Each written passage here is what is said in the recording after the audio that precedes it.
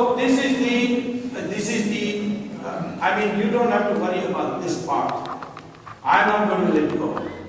They are trying to frame me in some exhortation to kill Muslims and all. I haven't said to kill Muslims. I haven't said the Islamic terrorists must be treated firmly. But they are desperate that somehow I should not be allowed inside courts when I return. That doesn't matter. I will fight the case from inside the jail also if necessary. But I also know that it will be a great platform. So, consequently, as far as fighting this case is concerned, I can tell you that nobody can escape. But we need solutions, that we don't have to go through this painful process of going to court. And that means independent prosecution. See, the slowness is demonstrated in a comparison between the United States and India. On the 8th of January 2008, there was a press conference in Hyderabad where Satyam founder called Ramalinga Raju said, I have sinned, I have manipulated the accounts and I am ready to face any punishment. One day before in New York, there was a guy called Bernard Madoff. He held a press conference and said, I have sinned, I have used Ponzi schemes to deprive people of their pension fund, I am ready for any punishment. In 6 months, in the United States, Bernard Madoff was convicted and sent to jail for 150 years. But Ramalinga Raju, he is enjoying in the air-conditioned rooms of the And that is the problem. There was a lot of cynicism in India, nothing will happen, no minister will go to jail and so on. Now they are all celebrating, there's a lot of enthusiasm. Countries are awakened. Now people have renamed Tihar as Club Tihar, not Tihar Jail. So this is the extent to which the public participation has grown. We must keep this up. Don't please be despondent. But I will say, these short-run measures are okay, but you must think of long-run measures also. Why are we corrupt? India was not corrupt 500 years ago. Foreign travelers who came from other countries like Vasco da Gama, Fa from China, Wang Jianchong from China, Mark Twain from USA, they all record that Indians are so honest that they don't even lock their houses. What has happened? They say after liberalization there is more corruption. Why? Because I will tell you, the real reason is that we are slowly moving away from our traditional values into this materialism is everything. Making money is the most important thing. Your social status now depends on how much money you have. This is not our tradition. I went to IMM and addressed the students and asked them, why are you here? They said, because we wanted a good job.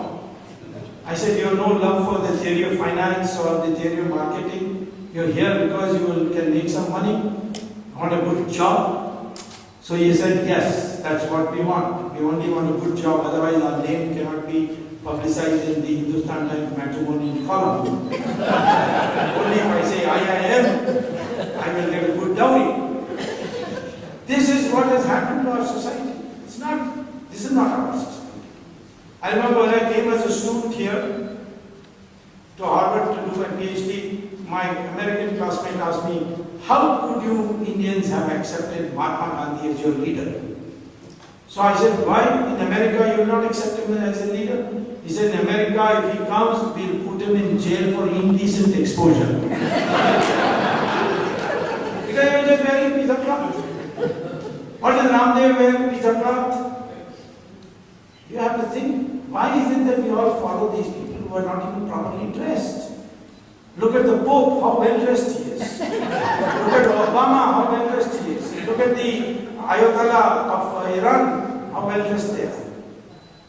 This is India, where we do not, the higher you go in social status, the less you have.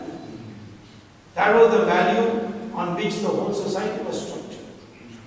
Money was not the deciding factor. But slowly this globalization is slipping into that. Yes, if you, like Gandhi used to say, if rich people become trustees of society and they give philanthropy, Americans do it all the time, but we must do it. Because this material prosperity is not going to make you happy. Americans are now flooding all our ashrams. Sri Sri Ravi Shankar's ashram full of foreigners. Satya Sai Baba's, when he was at his birth, full of foreigners. Swami Dayananda is full of foreigners. Baba Ramdev. People are going in droves. People are not even discriminating. They think that any Swamiji is, can give them mental peace. In fact, even I get telephone calls, even though I'm not a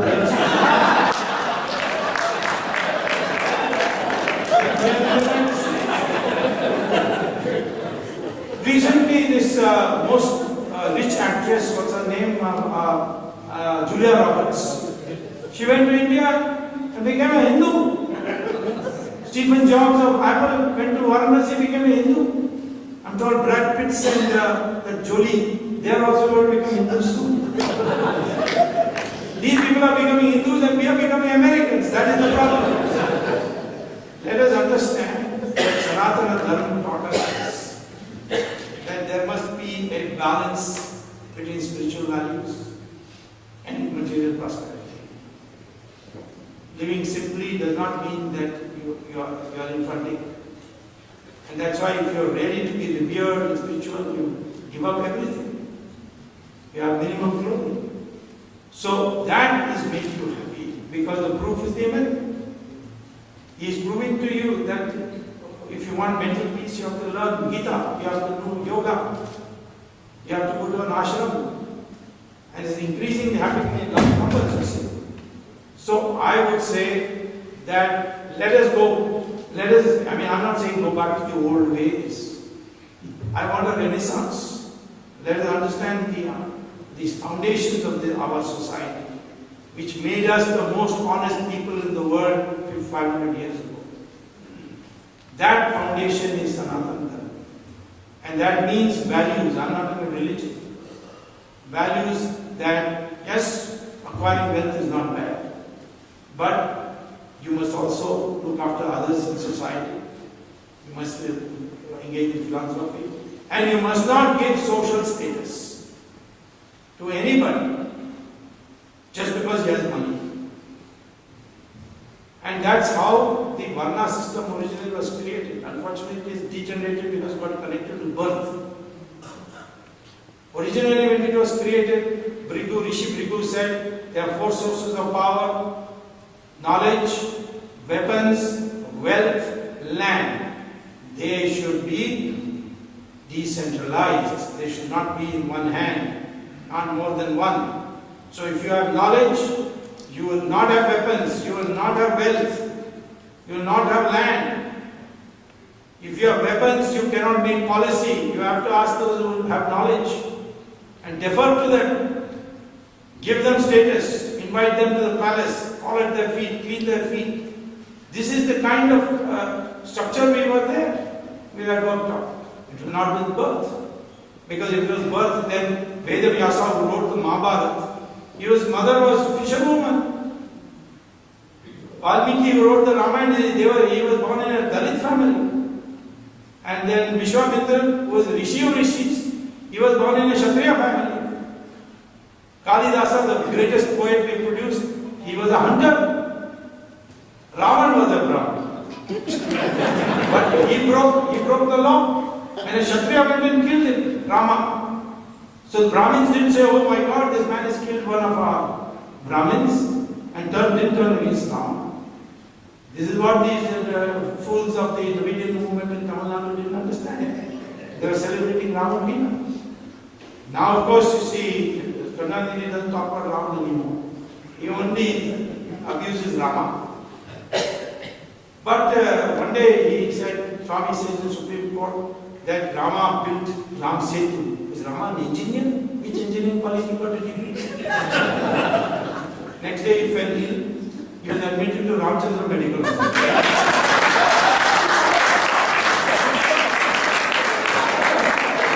So I wrote to him, at least he's got MBBS. UPIs, be happy.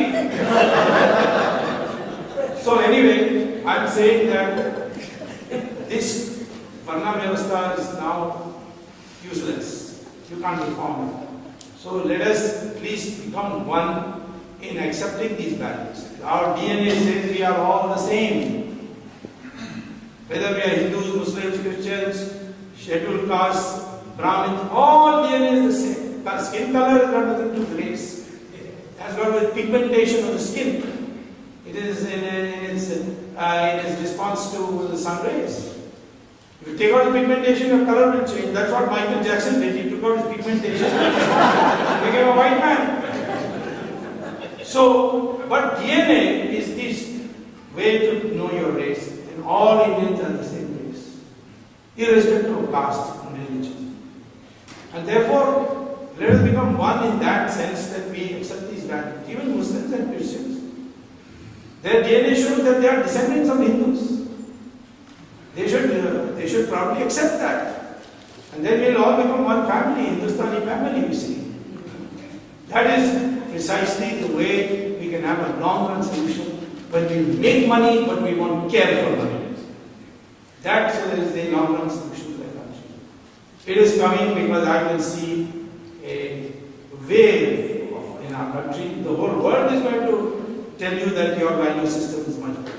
Sooner or later, as more and more people start converting and coming to your country, and we ourselves will realize that this is not going to produce happiness.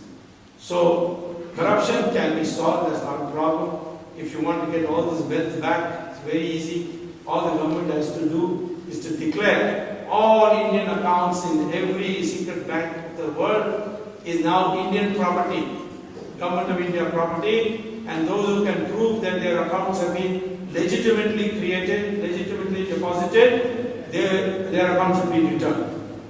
Switzerland has now passed a new law, which the Americans are trying to see that every country which has secret banking adopts.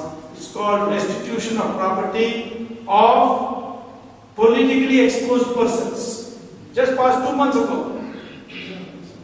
And according to that, if you make a complaint that such person has account according to our information in your country, please freeze it. The Switzerland government will investigate and freeze the account. That's how Mubarak's account has been frozen now. That's how Gaddafi's account has been frozen. What I suggested is take the names of all MPs, MLAs, ministers, governors, chief justice, and justices and send it to Switzerland. If they got account, freeze it.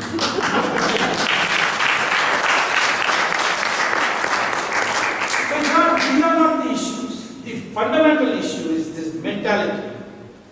Money. Money is everything. Make money, of course you must make money. But you should not be, should not make the goal of your life to make money. And that will be the way we can reconstruct our society. I am very encouraged by what is happening in India.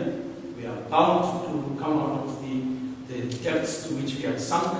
Otherwise, the national security in our country is not safe, our economy is not safe, our people are not safe. This money will enable, once you become crassly materialistic, money will make every value of yours subject to sale and will just prostitute the whole society. And to avoid that, we must go back to these basic values. Thank you very much.